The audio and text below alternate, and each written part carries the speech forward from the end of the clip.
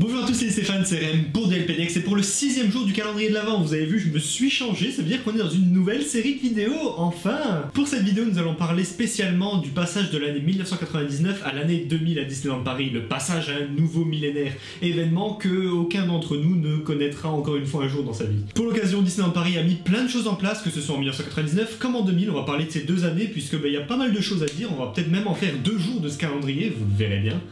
On est parti, générique, c'est parti!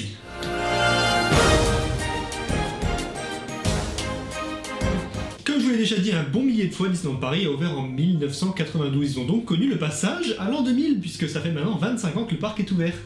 Le passage à l'an 2000, pour beaucoup, c'était l'occasion vraiment de réinventer tout, de montrer qu'on arrivait vraiment vers le futur. C'était vraiment une année pleine d'espoir, puisque les gens se disaient passage à un nouveau millénaire, le monde peut progresser. Et c'est ce qui fait que l'année 2000 a été attendue par énormément de monde, et Disneyland Paris a bien entendu voulu marquer le coup. Pour cela, ils ont mis énormément de choses en place, que ce soit en 1999, comme en 2000. On va commencer en 1999 avec plusieurs petites anecdotes. Tout d'abord, il y a eu une éclipse solaire en 1999, ce qui fait qu'il a fait nuit en plein milieu de la journée à Disneyland Paris, ainsi que partout en France. Et pour l'occasion, Disneyland Paris a donc sorti la parade nocturne en pleine journée et proposé donc aux visiteurs de mettre des petites lunettes de protection pour observer la parade de nuit en pleine journée. Mickey a lui également revêti ses plus belles lunettes de protection et a accueilli les visiteurs comme il se doit pour cette éclipse et pour cet événement. C'est assez cocasse puisque ça ne s'est pas reproduit depuis. L'année 1999 marque également l'arrivée des tout premiers Fast-Pass. Disneyland Paris cherche un moyen de faire progresser ses attractions, de fluidifier un maximum les temps d'attente, et pour cela ils mettent en place le système Fast-Pass. Tout d'abord développé à Indiana Jones, il s'est ensuite développé un peu partout dans le parc, notamment après à Hyperspace Mountain, à Star Tours, un peu partout dans le parc en fait.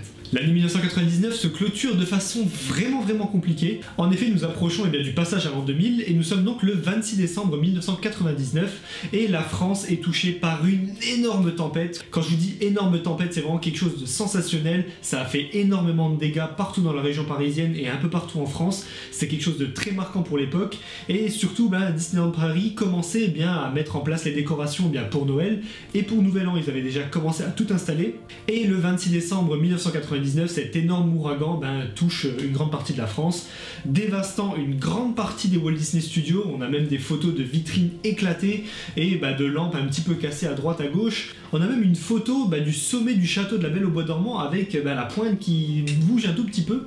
C'est assez alarmant de se dire que tout pourrait tomber en ruine comme ça du jour au lendemain pour un simple ouragan. Il y avait également un spectacle qui se tenait en 1999 au Disney Village. C'était un spectacle aquatique avec énormément de danseurs qui étaient au milieu d'un bassin et qui évoluaient dans ce bassin avec également des trapèzes. Un spectacle vraiment magnifique qui se tenait au Disney Village et qui a été complètement dévasté par cette tempête dont je vous ai parlé tout à l'heure. En effet, tout le chapiteau du Disney Village s'est complètement écroulé, empêchant de produire ce spectacle pendant plusieurs mois. Il réouvrit donc en 2000, un peu plus tard, une fois que tout a été reconstruit, rénové. Comme je vous l'ai expliqué, cette tempête arrive extrêmement proche des fêtes de fin d'année et Disneyland Paris avait commencé à mettre toutes les décorations pour fêter le passage au nouveau millénaire et fêter ce nouvel an.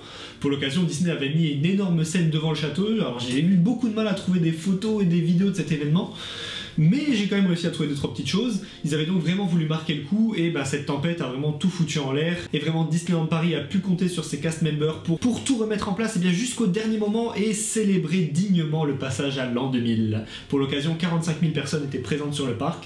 Et il y avait du monde au rendez-vous pour ce passage vers un nouveau millénaire. Ça en est donc suivi une année 2000 pleine de rebondissements avec notamment l'arrivée d'Indiana Jones à l'envers. En effet, l'attraction a subi quelques changements, notamment l'inversion des wagons dans l'attraction, permettant ainsi aux visiteurs de faire toute l'attraction à l'envers, rajoutant énormément de sensations et augmentant notamment la capacité de l'attraction puisqu'ils ont rajouté des wagons, ils ont changé ces derniers. Malheureusement, cette modification a fait un pas en arrière pour devenir le Indiana Jones qu'on connaît aujourd'hui, Indiana Jones à l'endroit. Pour le passage à l'année 2000, Disney a également mis en place une nouvelle parade Imagination, nation comme une nation, puisque cette parade a pour but de mettre en avant toutes les nations du monde et de montrer un peu l'union que veut vraiment représenter Disneyland Paris. Cette parade est donc composée de plusieurs chars, tous immenses, mettant en avant chacune des cultures. Il y a également pour cette année 2000 un nouveau spectacle à Frontierland sur le thème de Tarzan. C'est le tout premier spectacle qui mélange comédie musicale et acrobatie et c'est quelque chose d'assez impressionnant. Il se tenait donc au Frontierland Theater, il me semble, si je dis pas trop de bêtises. Et c'était du coup le premier spectacle sur le thème de Tarzan, puisque par la suite il y en a d'autres qui ont suivi, notamment la forêt de l'enchantement qu'on a connue plus récemment. Et Disneyland Paris a donc passé énormément de temps à réparer une grande partie du Disney Village, mais cette année 2000 finalement on peut noter que de bonnes choses, l'arrivée d'une nouvelle parade, de nouveaux spectacles et la réparation de tout le Disney Village. Au final tout commence mal, mais tout finit bien dans le meilleur des mondes. C'est fini pour cet épisode du calendrier de DLP Next, on se retrouve dès demain pour le prochain épisode. C'était RM pour DLP Next, n'hésitez pas à me dire dans la description si vous avez vécu ces années 2000 à Disneyland Paris, et ce que vous en avez pensé, ce que vous en avez retenu surtout. N'hésitez pas également à mettre un petit pouce bleu si la vidéo vous a plu, à nous rejoindre sur les différents réseaux sociaux @DLP Next. C'était RM pour DLP Next, ciao.